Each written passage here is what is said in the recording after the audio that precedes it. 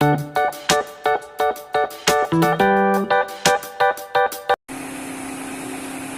Morning friends, দেখো সকালটা শুরু করছি লাল চা দিয়ে। লাল চায়ের জন্য জল চিনি ফুটতে দিয়ে দিয়েছি।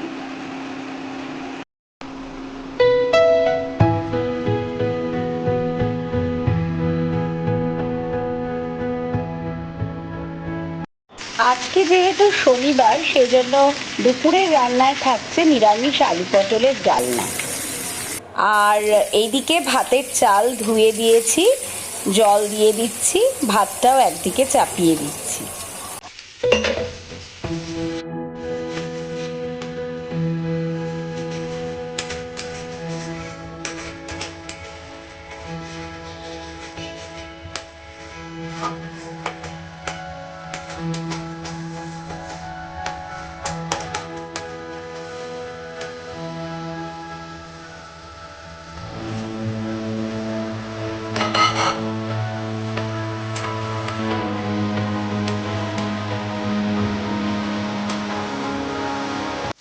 গতকাল থেকেই একটু মুসুরির ডাল আনা হয়েছে, কিন্তু সেটা কৌটোয় ঢালা হচ্ছে না, তাই ডালটাও কাজের ফাঁকে ঢেলে নিলাম। আর এদিকে আমি আজকে বানাবো নিরামিষ সোয়াবিনের আলু দিয়ে তরকারি। তো সেই রেসিপিটাই আমি তোমাদের সঙ্গে আজকে শেয়ার করছি। সোয়াবিন তো আমরা সবাই মোটামুটি পেঁয়াজ রসুন দিয়ে কষা কষা করে মাখা মাখা করে করি, কিন্তু নিরামিষটাও যদি একটু ভালো করে করা যায়, খেতে কিন্তু বেশ ভালো হয়। তো দেখো, আমি সোয়াবিনটা মোটামুটি ইন্ডাকশান ওভেনে 900-তে দিয়ে সেদ্ধ করতে বসিয়ে দিয়েছি। হালকা ভাপিয়ে নিয়ে জলটা ফেলে দিলেই সোয়াবিন সেদ্ধ হয়ে গেল। আর এদিকে আমি ভাতের মধ্যে আলু ধুয়ে দিয়ে দিচ্ছি, কারণ আমার একটু তাড়াতাড়ি রান্নাটা করার দরকার। তাই সেই আলুটা অর্ধেক সেদ্ধ অবস্থায় নামিয়ে টুকরো করে কেটেই আমি সোয়াবিনে মিশিয়ে দেব। সয়াবিনটা সেদ্ধ হয়ে গেছে, মোটামুটি দেখো এই রকম সেদ্ধ হবে, তাহলেই বুঝবে সয়াবিন রেডি হয়ে গেছে। এবার সেদ্ধ হয়ে যাওয়া সয়াবিনটাকে আমি কিন্তু ভেজে নেব। আর আলুগুলোকেও আমি এই রকম ডুমো ডুমো টুকরো করে নিয়েছি, যেহেতু সেদ্ধ হওয়া আলু খুব ছোট পিসে কাটবো না।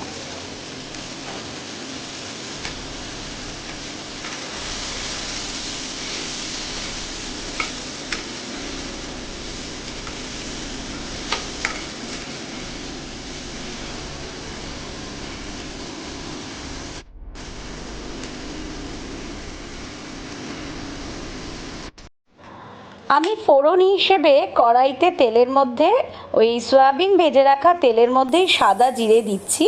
তোমরা কেউ চাইলে 5 ফোড়নেও রান্নাটা করতে পারো। আর তেলের মধ্যে সাদা জিরেটা দিয়ে একটু নাড়াচাড়া করে আমি দিয়ে দিচ্ছি এখানে টমেটো। ওই যে কালকে রাত্রে আমি দেখিয়েছিলাম কেটে ধুয়ে রেখেছি, টমেটো দিতে গিয়ে বাটির ঢাকাটা পড়ে গেছে, তাড়াহুড়ো করে রান্না করা তো। যাই হোক, টমেটো আর ওই সাদা জিরেটা একটু তেলের মধ্যে নাড়াচাড়া করে নিতে হবে। আর তারপরে আমি দিয়ে দিয়েছি পরিমাণ মতো নুন আর চিনি।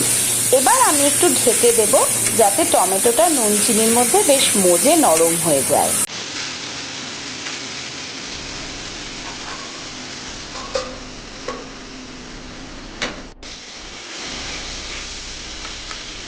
টমেটোটা বেশ মজে গেছে, আর এখানে আমি দিয়ে দিয়েছি 3টে চেরা কাঁচা লঙ্কা। এবার দিয়ে দিচ্ছি আদা জিরে বাটা, আর মশলা হিসেবে হলুদ গুঁড়ো, একে একে ধনে গুঁড়ো, এবং আমি সামান্য একটু লাল লঙ্কার গুঁড়ো ব্যবহার করেছি। তোমরা চাইলে পুরো রান্নাটা কাঁচা লঙ্কাতেও করতে পারো।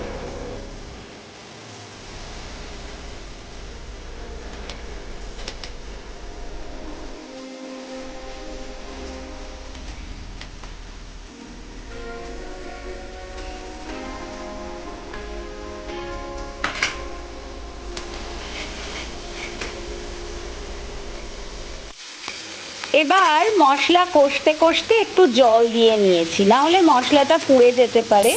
তো ভালো করে কষানো হয়ে গেলে জল দিয়ে তার মধ্যে ভেজে রাখা সয়াবিন আর আলুটাও দিয়ে দেবো। দিয়ে ভালো করে কষে কষে বেশ মশলার সঙ্গে সয়াবিন আলুটাকে মাখিয়ে নিতে হবে। যারা চাও বেশ একদম ঝরঝরে শুকনো শুকনো ড্রাই ড্রাই, তারা একদম জল না ব্যবহার করেও রান্নাটা করতে পারো, কারণ আলুটা বলতে গেলে প্রায় সেদ্ধ।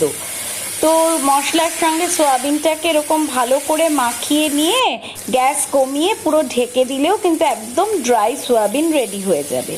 কিন্তু আমি একটু জল দিয়েছি কারণ আমার গ্রেভি দরকার ছিল। এবার জলটা পরিমাণ বুঝে দিতে হবে, কারণ খুব বেশি ঝোলও এই রান্নাটায় ভালো লাগবে না, আবার একদম কম ঝোল মানে জল দিলে ঝোলটা থাকবে না, কারণ সয়াবিন আর আলুতে জলটা টেনে নেবে। তাই পরিমাণটা একটু বুঝেই জলটা দিতে হবে।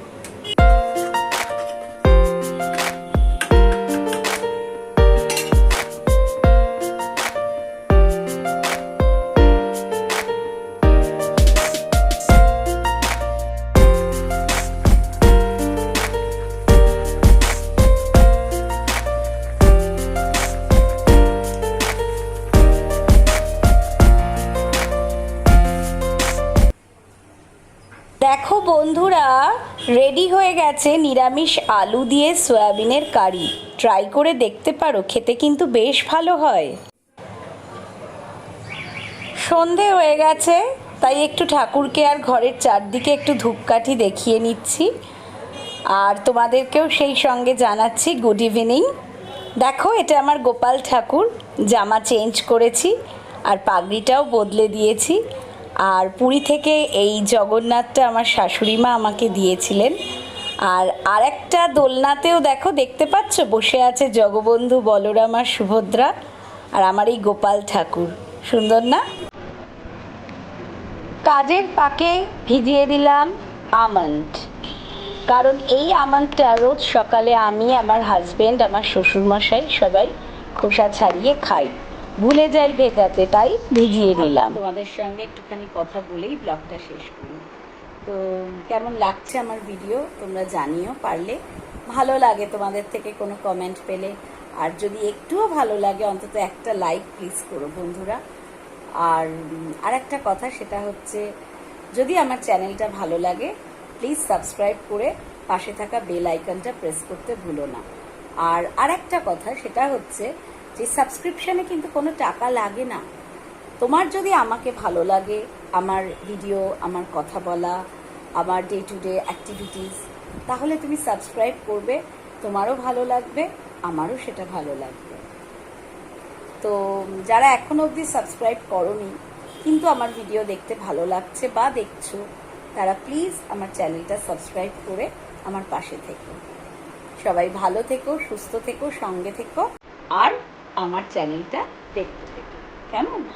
তোমাদের জন্য আমার তরফ থেকে রইল অনেক অনেক শুভেচ্ছা আর ভালোবাসা।